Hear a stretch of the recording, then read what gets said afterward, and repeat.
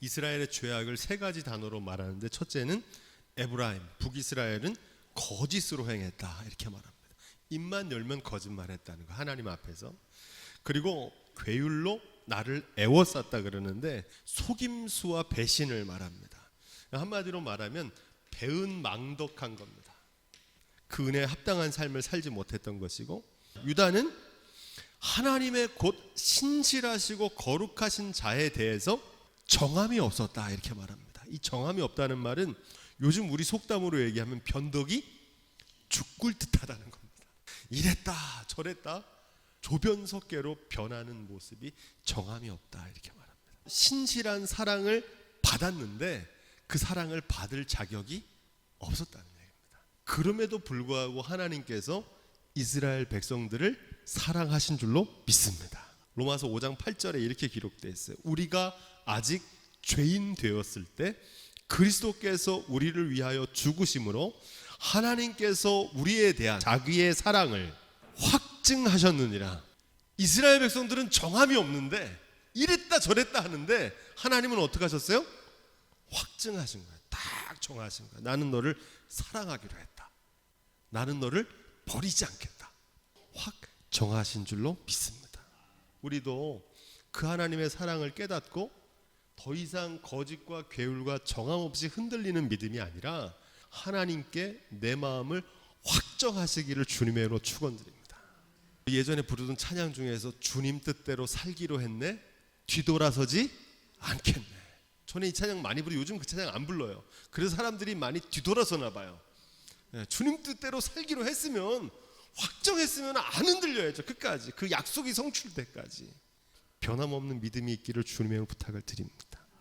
12장 1절 말씀, 하나님을 떠난 인생을 가리켜서 시편에는 바람에 나는 겨와 같도다 이렇게 말합니다. 이 바람과 동풍은 헛된 것을 추구하는 이스라엘 백성들을 얘기합니다. 변하는 것, 사라지는 것, 허무한 것, 두고 가는 것, 내 맘대로 안 되는 것들입니다. 물질 소중하죠. 건강 소중합니다. 사람, 명예 다 소중한데 이게 변하는 겁니다.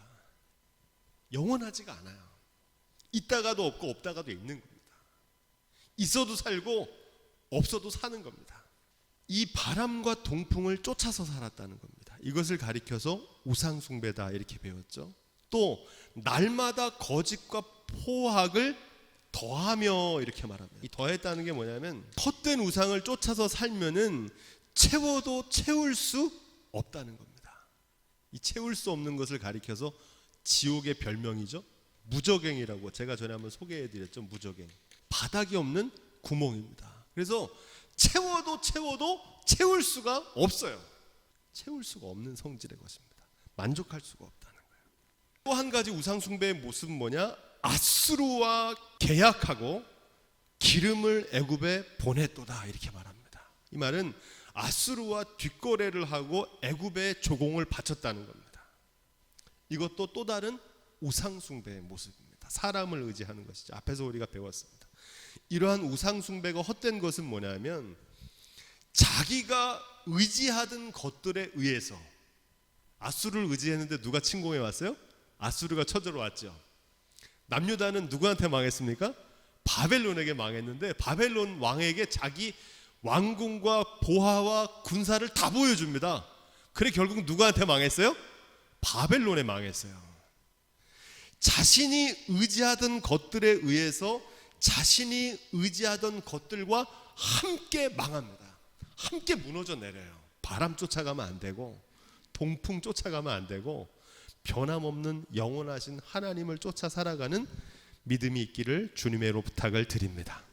12장 2절 말씀, 쟁변과 보응을 하시겠다 이렇게 말하면, 이 쟁변이라는 건 고발이고요, 보응이라는 건 재판이거든요. 요즘 말로 말하면 요즘 우리나라도 고발과 재판이 굉장히 많잖아요. 근데 여러분, 세상적인 고발과 재판은 부정확할 때가 있습니다. 그리고 피할 수도 있어요. 요즘 핫 이슈가 되는 분이 전두환 전 대통령, 전 재산이 29만 원이라고 그러는데, 그리고 알츠하이머가 걸려가지고 재판에 나갈 수 없다고 그러는데 얼마 전에 골프를 탁 멋있게 치는 장면이 방송에 보도됐다고 그러더라고요. 그죠? 세상의 법은요, 무전 유죄, 유전 무죄입니다. 공정하지가 않아요. 또 피해갈 수도 있어요. 죄 짓고도. 그런데 하나님의 공의로운 심판은 정확하시고 피할 수 없는 줄로 믿습니다. 어떻게 하시겠다는 거예요? 행한 대로 갚으시겠다는 거예요. 뿌린 대로 거두게 하십니다. 반드시 그렇게 행하시는 줄로 믿습니다. 그 소위대로 보응하세요. 말씀으로 정리하겠습니다. 갈라디아서 6장 7절 8절 스스로 속이지 말라. 하나님은 만홀히 여김을 받지 아니하시나니 사람이 무엇으로 심든지 그대로 거두리라. 자기 육체를 위하여 심는 자는 육체로부터 썩어진 것을 거두고 성령을 위하여 심는 자는 성령으로부터 영생을 거두리라. 아멘. 하나님께서 반드시 뿌린 대로 심은 대로 행한 대로 거두게 하시고 보응하시는 하나님이신 줄로 믿습니다. 3절 4절 말씀. 야곱이라고 하는 이름의 뜻은 발뒤꿈치인데 야곱은 이스라엘의 조상입니다. 이 야곱에 대한 사건이 기록되어 있는데 이 야곱에 대한 사건을 메시지 성경을 보면은 이게 분명하게 이해됩니다. 잘 들어보십시오. 발뒤꿈치 야곱이 모태에서 형을 눌러 이겼다. 장성한 다음에는 하나님과도 대결하여 이기려고 했다. 그러나 하나님은 꺾이지 않으시는 분, 하나님께서 그를 꺾어 놓으셨다. 무릎 꿇은 야곱은 울며 기도했다.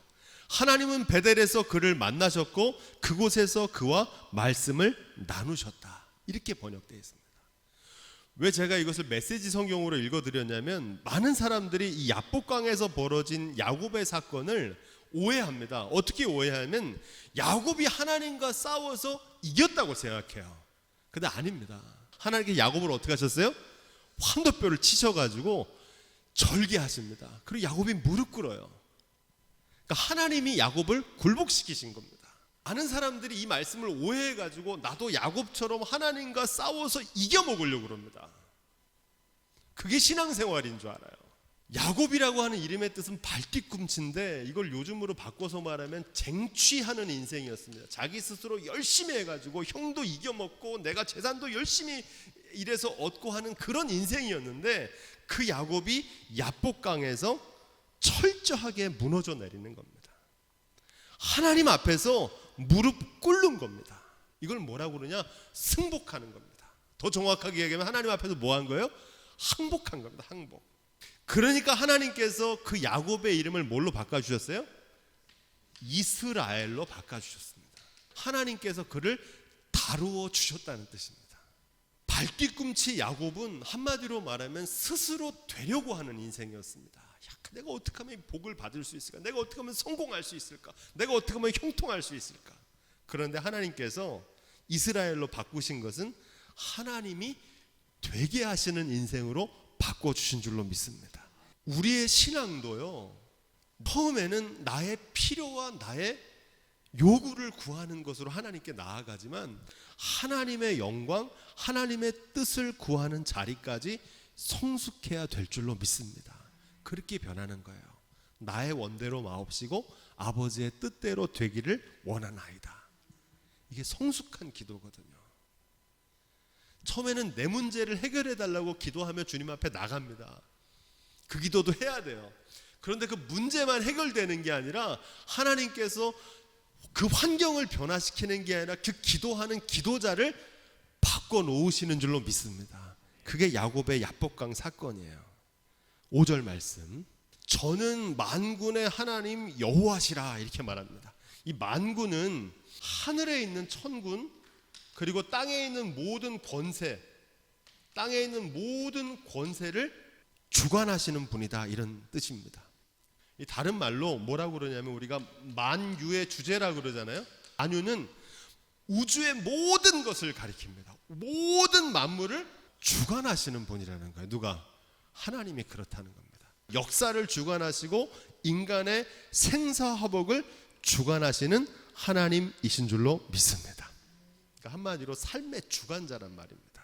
하나님이라고 하는 단어는 엘로힘이라고 이렇게 있고 여호와는 제가 이렇게 썼습니다. 이렇게 히브리어인데 이렇게 읽는 겁니다. 근데 히브리어의 여호와는 모음이 없어가지고 또 하나님의 거룩한 이름이기 때문에 함부로 읽을 수가 없어서 이 단어가 나타나면 유대인들은 어떻게 읽었냐면 아도나이 이렇게 읽었습니다. 아도나이라고 하는 것은 주님이라는 뜻입니다. 주님. 영어로 로드라고 합니다. 주라고 하는 말은 이게 무슨 뜻입니까? 주님이란 뜻입니다. 한마디로 하나님께서 삶의 주관자시고 통치자시라는 겁니다. 이 말씀이 중요한 건 뭐냐면 물질이나 강대국이 세상을 다스리는 게 아니라 하나님께서 주님께서 세상을 통치하시고 다스리시는 줄로 믿습니다.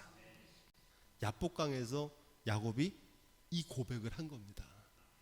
이 하나님을 만난 거예요. 그전에는 물질이 자신의 삶의 성공이 기준이 되는 삶이었는데 이게 바뀐 거예요.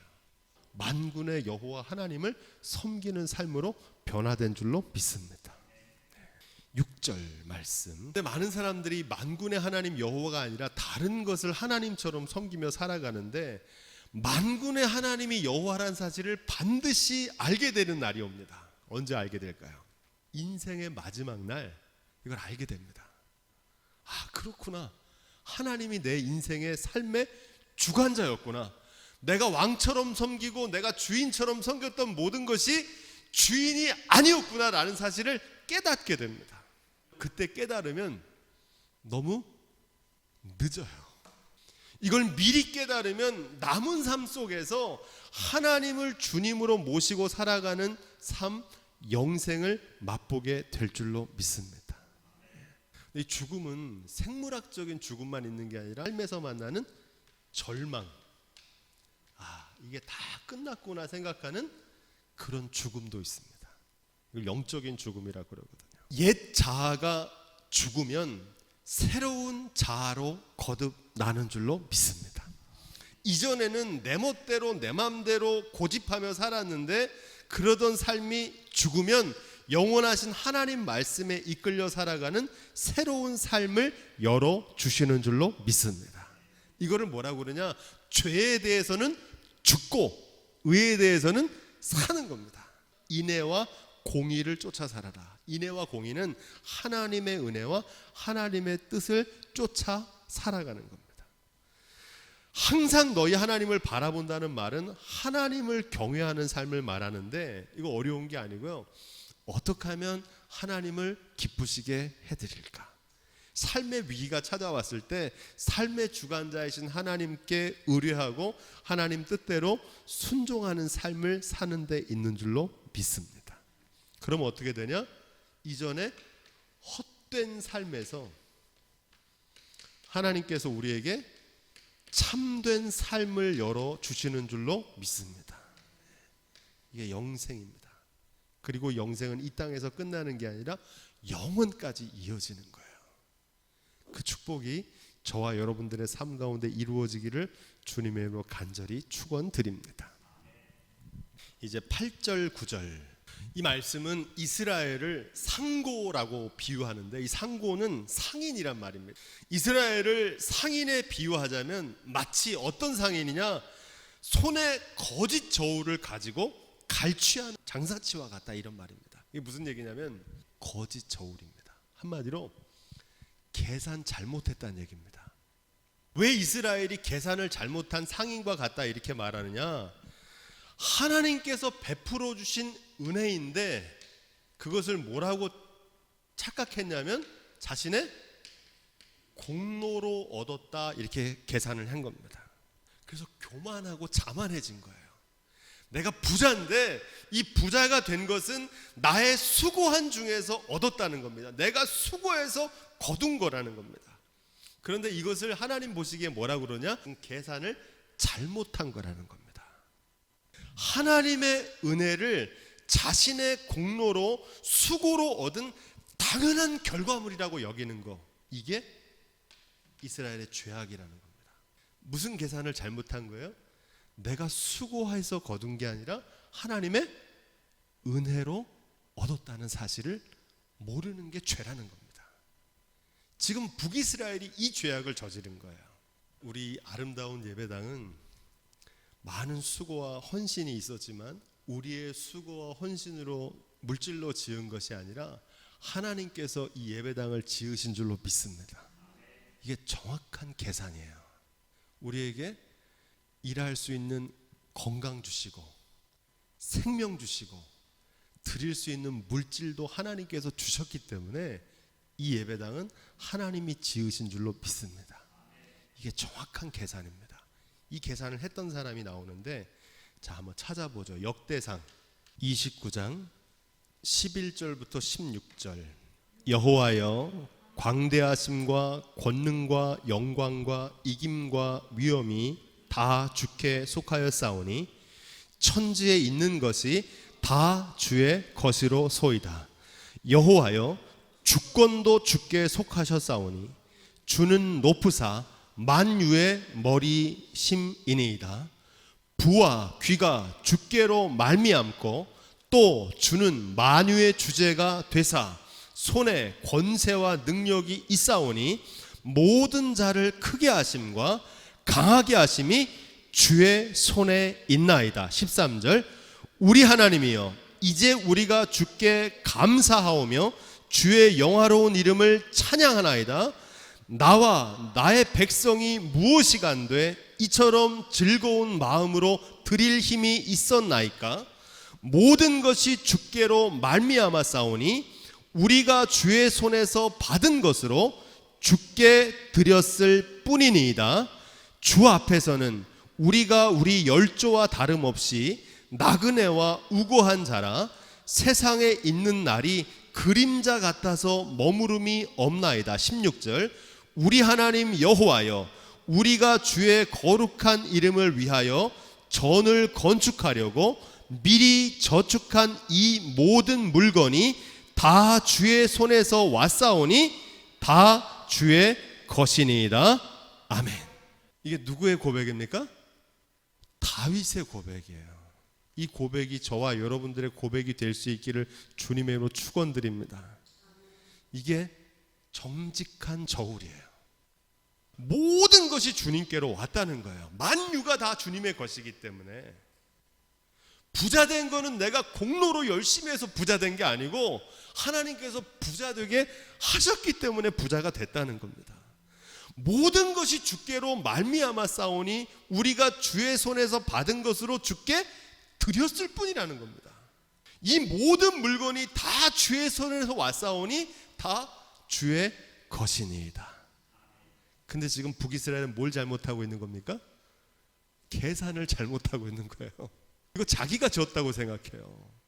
이거 내가 했다고 생각하는 거예요.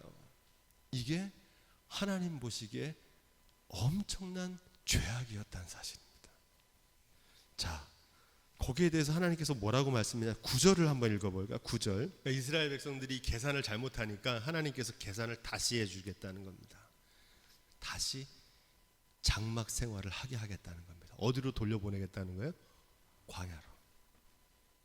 지금은 가나안 땅에서 집 짓고 잘 사니까 이게 자기 공로로 얻었다고 그러는데 이게 진짜 네 공로로 얻은 건지 은혜로 얻은 건지를 알게 하시기 위해서 명절을 같이 하겠다는 거예요. 다시 원상복귀 시켜놓겠다는 겁니다. 그 시절로 너를 돌려놓겠다는 겁니다. 명절이라고 하는 건 뭐냐면 이스라엘 백성들의 3대 명절이 있어요. 첫 번째는 뭐냐면 유월절이고, 두 번째는 어떤 명절이 있습니까? 초막절, 장막절이라고도 하고, 마지막으로 감사절인데 맥추절이라고도 하고, 이것을 뭐라고 그러냐면 오순절, 칠칠절이라고도 합니다. 이 유월절은 뭐냐면 노예였던 시절입니다. 노예로 다시 돌려놓겠다는 겁니다. 지금은 주인이고 노예를 부리는데 옛날엔 노예였거든요. 다시 너 돌려놓겠다는 거예요. 그래서 너를 지금 자유인으로 만든 게 누구인지를 내가 깨닫게 하겠다는 겁니다. 장막절은 뭐냐면 지금 장막으로 다시 지내게 하겠다. 광야로 다시 가게 하겠다는 거야. 너 천막 치고 이슬 피해서 살던 그 시절로 돌려놓겠다는 겁니다. 맥추절은 뭐냐면 지금은 곡식을 심고 때가 되면 들어오는데 수입이 들어오면 전에는 어떻게 먹고 살았습니까? 만나와 메추라기로 먹이셨거든요. 반석을 쳐야 물이 나왔거든요. 하나님의 기적으로. 그때로 돌려놓겠다는 겁니다. 돌이켜서 하나님의 은혜를 다시 기억하게 하겠다는 겁니다. 그래서 이스라엘 백성 나라를 찢어서 하나님께서 아수르와 바벨론의 노예로 끌려가게 하십니다. 은혜인지 공로인지 계산하게 하시겠다는 거예요. 다시 너랑 나랑 정산해보자. 이 추수감사절은 11월 셋째 주일 미국의 땡스기빙 데이가 추수감사절입니다. 근데 요즘은 이거를 첫째 주, 우리 교회는 11월 첫째 주에 지킵니다 이렇게 지키는 교회도 있더라고요. 그렇게 지키면 안 됩니다. 11월 셋째 주가 정해져 있는 거예요. 그보다 더 중요한 건 뭐냐면 추수감사절의 정신인데, 이 추수감사절은 뭐 하는 거냐면 하나님 앞에서 한 해를 정산하는 날입니다. 모든 것이 하나님께로부터 왔고 하나님의 은혜라는 사실을 고백하는 날이 추수감사절이 돼야 될 줄로 믿습니다. 은혜를 기억할 때 감사가 있고 그 감사하는 삶에 더 큰 은혜를 부어주시는 줄로 믿습니다.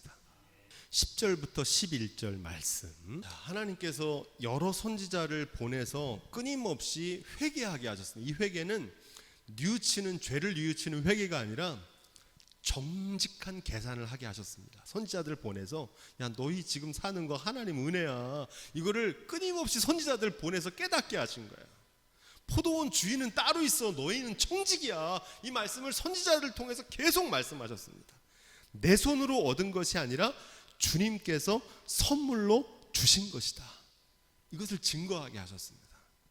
거기에 대해서 두 가지 죄악을 고발하는데 11절에 길르앗은 불의한 것이나 저희는 과연 거짓되도다 이렇게 말하는, 길르앗은 뭐 하는 것이냐면 앞에서 우리가 배웠던데 길르앗 라못이라고 하는 지명인데, 이것은 도피성이라고 죄를 지은 사람에게 회복할 수 있는 기회를 주는 겁니다. 함부로 살인하지 못하도록. 근데 사람들이 오히려 이 길리앗에서 어떤 일을 저지르려면 살인하는 일들을 저지르는 겁니다. 길갈은 어떤 곳이냐면 하나님께 예배하는 제단을 거기다 쌓아놓고 무리가 수송아지로 예배를 드렸는데 그 제단은 바디랑에 쌓인 돌무더기와 같다 이렇게 말합니다. 농부가 밭을 갈기 위해서 그 돌들을 막 밖에 주워 던져가지고 쌓아놓은, 요즘으로 말하면 쓰레기 더미, 폐기물 처리장. 무슨 말이냐면 하나님께 제사를 안 드린 게 아니라 헛된 예배를 드렸다는 겁니다. 북이스라엘의 문제는 예배를 안 드린 게 아니라 예배를 잘못 드린 겁니다. 형식적인 모양은 갖췄어요. 그러니까 추수감사절이라고 예물을 드리는데 마음속에 감사하는 마음은 없어요. 내가 수고해서 얻은 것이라고 생각하는 거예요.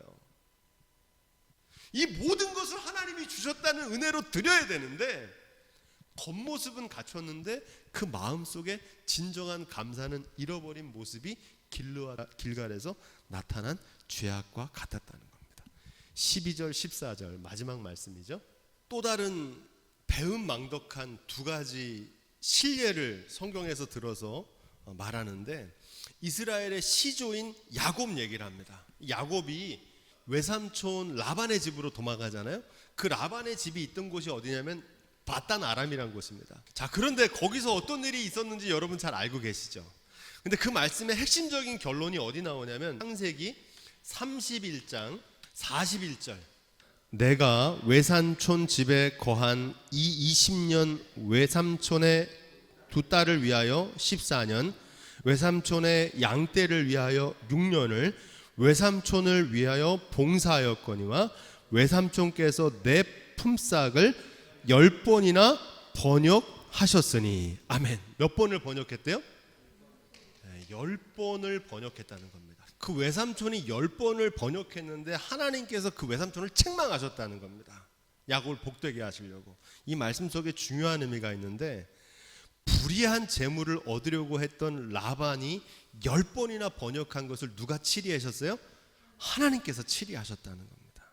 여기서 이스라엘 백성들은 누구와 같은 모습이냐면 라반과 같은 모습이라는 거예요. 또 한 가지 이야기가 나오죠. 선지자로 이스라엘을 애굽에서 인도하시고 보호하셨거늘. 모세를 보내서 인도하시고 보호하셨는데 이스라엘 백성들이 모세에게 순종했습니까? 거역했습니까? 민수기 14장 22절, 나의 이적을 보고도 이같이 10번이나 나를 시험하고 내 목소리를 청종치 아니한 사람들은. 잠깐만요, 몇 번을 거역했어요? 10번이나. 10번이나. 이스라엘 백성들이 모세를 순종한 게 아니라 어떻게 했어요? 거역했어요. 한 번만 그런 게 아니라 몇 번 그랬어요? 10번이나 그랬다는 거야. 자, 그들에게 하나님께서 뭐라고 말씀하십니까? 23절 시작. 내가 그 조상들에게 맹세한 땅을 결단코 보지 못할 것이요 또 나를 멸시하는 사람은 하나라도 그것을 보지 못하리라. 그래서 이스라엘 백성들이 10번씩이나 하나님을 거역했기 때문에 그들은 약속의 땅에 들어갔습니까? 못 들어갔습니까?